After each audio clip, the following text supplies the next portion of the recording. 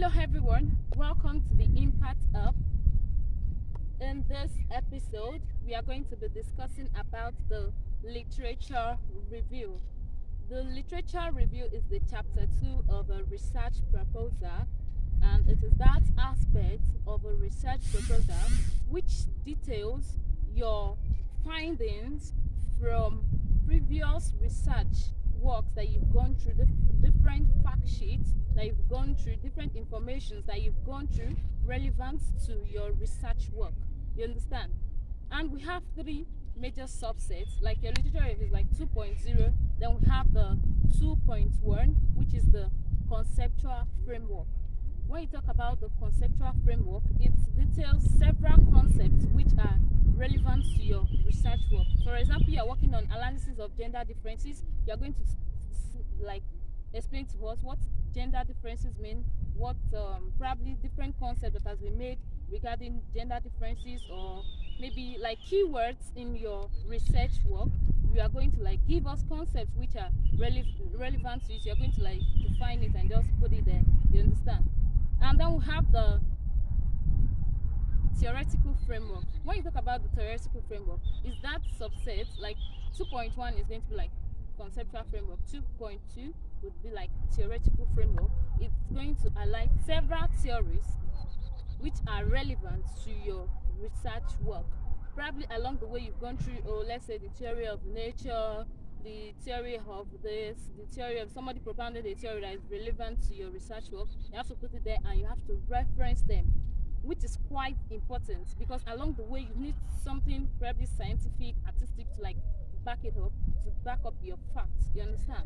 And we have the third subset, which is 2.3, which is the empirical framework. When you talk about the empirical framework, it highlights the results of previous research articles, previous research work that has been done that are relevant to your research work. You understand?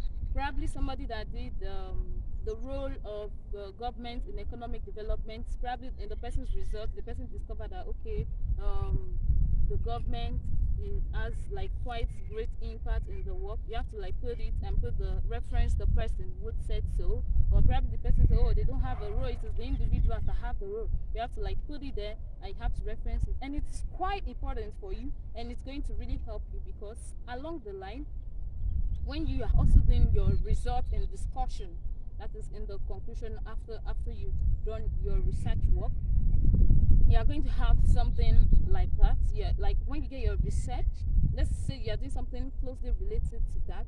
When you get your work done, then you have to like compare this result to one another. Okay, it is closely related to what this person said, that this.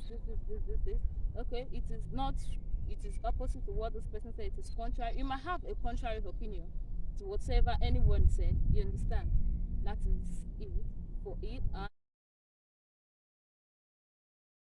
And you should know also that the literature review could serve like as a research paper for you to publish, in the sense that it could be like a perspective review.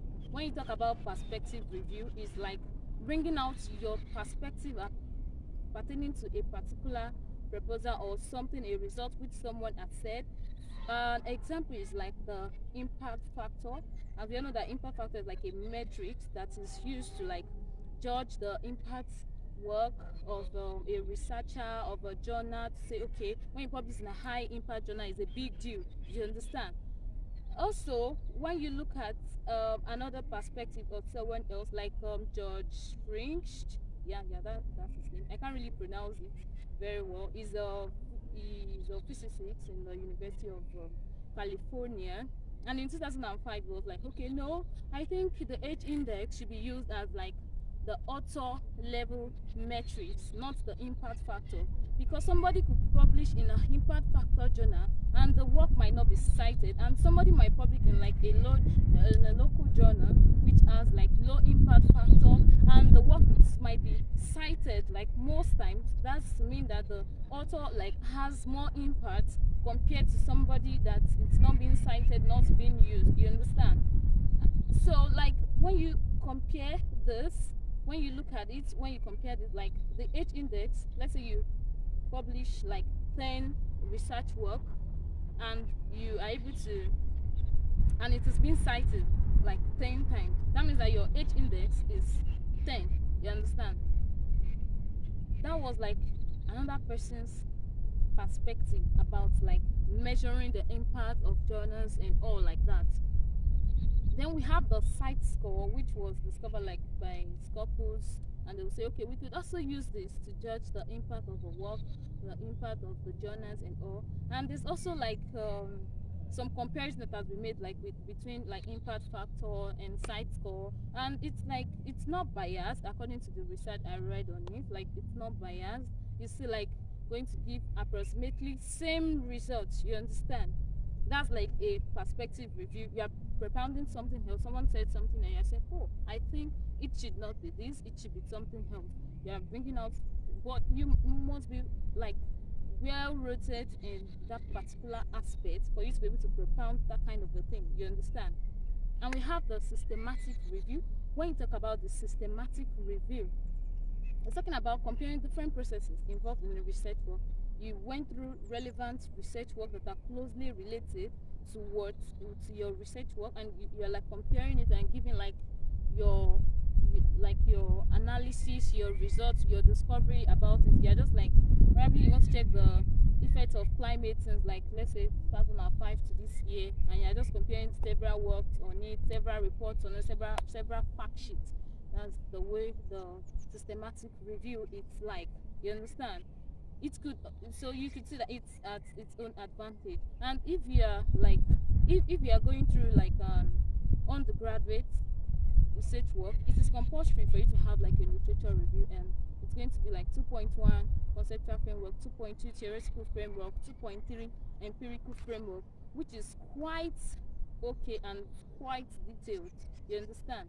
But let's say you're publishing in a journal and they give like limitation of words and you could not really like detail everything like that. Just pick the one that is quite relevant to your work and just highlight it there.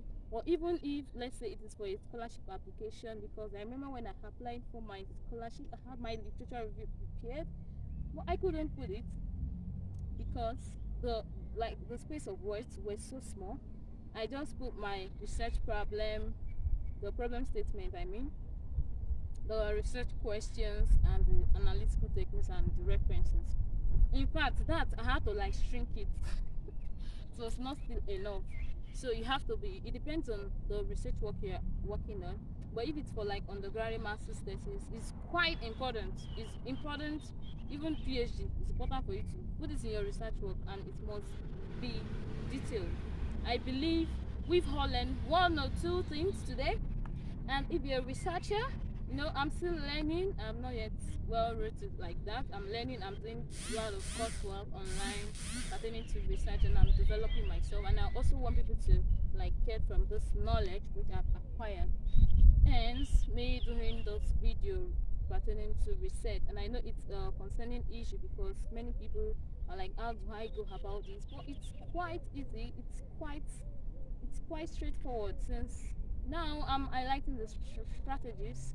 Just sit down, search for information, source for information. Yeah, and where can you get your literatures? I've highlighted them in the previous videos I've made. You could get it from ResearchGate. You can type on Google scholarly articles on this, just type the topic, or on this, just type like the subject matter or the object or the subject that you're searching for. You understand? Just put it there. You just type it on Google. You could get your news from newspaper, like your your information, your literature. Could be from a newspaper.